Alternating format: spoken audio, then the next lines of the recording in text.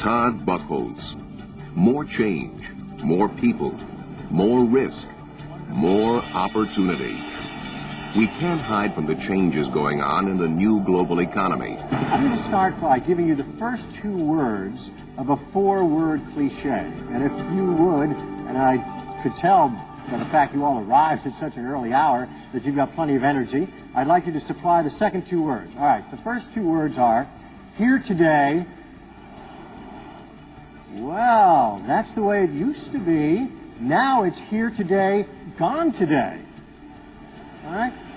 We live in a world where technology is transforming the economy so swiftly, where information is changing and turning on its head our old ideas that you can't depend that yesterday's themes, yesterday's ideas, yesterday's products, yesterday's customers and services will still be on your side when you go to bed this evening.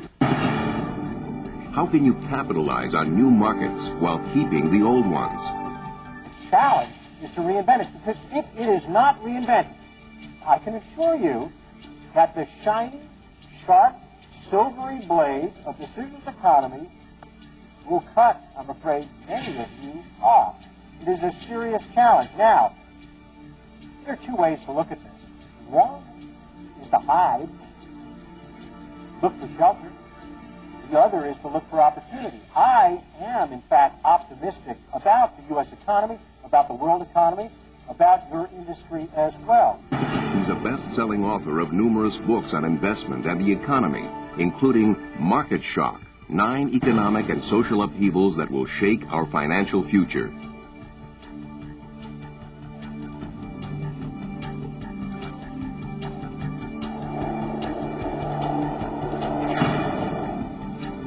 His editorials appear frequently in the world's leading publications, including the Wall Street Journal.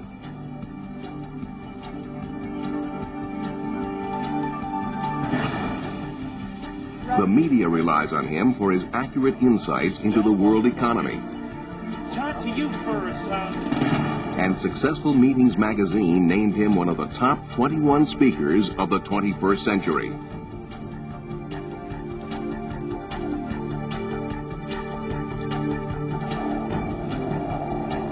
From future trends to technology, business strategy to innovation, globalization to the world's financial markets, Buchholz's insights into these important issues will empower your organization to thrive in the new economy.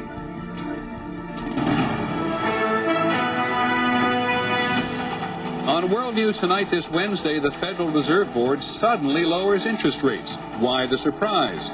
What is the Fed thinking about the economy? And now for a little added value to this development, we go, as we have in the past, to the author and economist Todd Buchholz, who's in Washington tonight. Todd, this was certainly a preemptive strike in many people's mind by the Fed. Did you detect a note of panic at all? Raise your hand if you remember the movie Groundhog Day with Bill Murray. Alan Greenspan is in his own Groundhog Day loop. Right? He wakes up, it's 1990. What's going on? Interest rates are too high. I raised them too high. Price of oil is sky high. There's a guy in the White House trying to call me. His name is George Bush. Right? He goes to sleep. He wakes up in the morning. 2001. What's going on? Oh, God, I raised interest rates too high. The price of oil is sky high. There's a guy in the White House trying to call me. His name is George Bush. And with the internet and e-commerce cutting out the middleman, what does that mean for your business? Imagine you're Richard Branson, chairman of and founder of Virgin Records. You're in your office a couple years ago, and one of your employees calls you. Sir, we have a problem. We opened that store in Times Square in New York, and it turns out we're finding out that kids aren't going to our store. They're ordering on computers something Amazon got. What? How can that be? We need to get into that. All right, a couple months pass. Sir, we found out now the kids, they're not just ordering the prepackaged CDs and records, they're deciding which songs they want the artist to sing on that CD before they're going to buy. What? We need to figure out how to get into that. Do it. A few months more pass. Sir, they're not just ordering one artist on a CD, they're kind of being their own producers, mixing and matching and then ordering it. What? How do we handle that? Fix it. We need to get into that. Finally, sir, you know what? They're not even buying anything. They're just downloading it for free. Oh my, get me my balloon, right? It's like, what are we going to do? What are you going to do to maintain your business model in a world that's moving so quickly?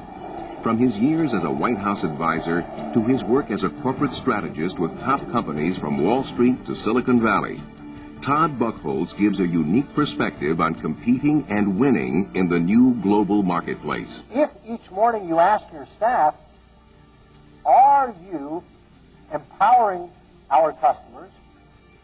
Are you making it easier for them?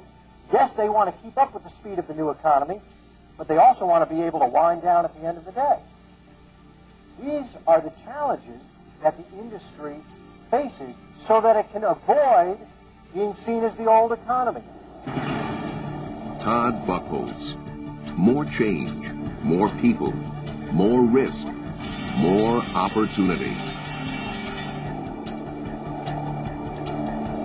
The speed of the economy is amazingly fast, maybe dangerously fast. It's gotten to the point where taxi cab drivers are, in fact, offering you stock recommendations. Imagine, guys who don't seem to know the difference between red and green suddenly have a very sophisticated view of the advanced decline line on the Dow and can tell you which stocks you ought to be buying. Americans have adopted as their national sport not golf, as you may be playing this weekend, not tennis, as you may be playing, not swimming, not football, nor basketball.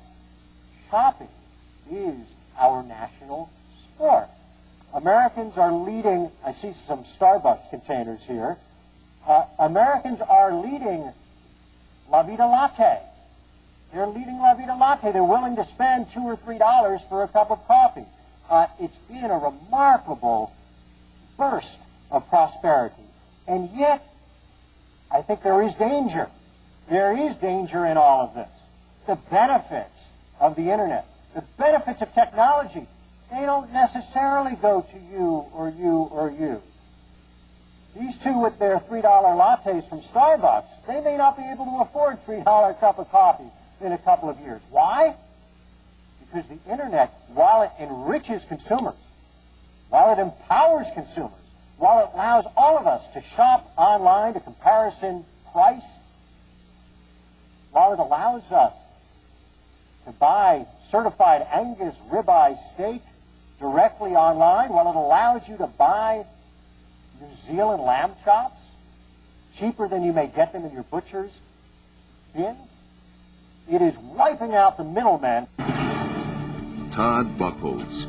More change, more people, more risk, more opportunity. What does Wall Street want in this environment? I mean, I think most people, I said, half of households now have money in the financial markets.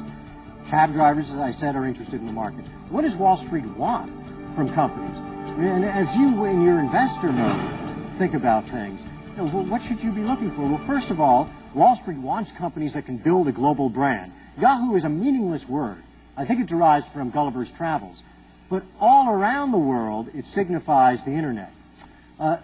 Wall Street wants companies to build alliances, but it doesn't necessarily want them to consummate marriages that are monogamous. When AOL and Time Warner merged, the stock of AOL plummeted as a result. Wall Street wants companies to manage their expectations, fess up to what you're doing right and doing wrong. Lucent has been punished several times, as I said, this year. And there needs to be the relentless focus on shareholder value. I mentioned Chairman Jack and DestroyYourBusiness.com. Customers, clients, demand an unbelievable amount of attention. They don't want to hear that you've got conferences to go to. They don't want to hear that you've got your own families to take care of. It has now become a 24-hour world. I was thinking about 7-Eleven. I wouldn't start a company today called 7-Eleven. I think 7-Eleven, you mean they're open only from 7 in the morning till 11 at night? What a lazy group of layabouts. What if I'm thirsty for a cup of coffee at 6:30 a.m.? Hell, we were here at 5:30 a.m. No one from 7-Eleven made it.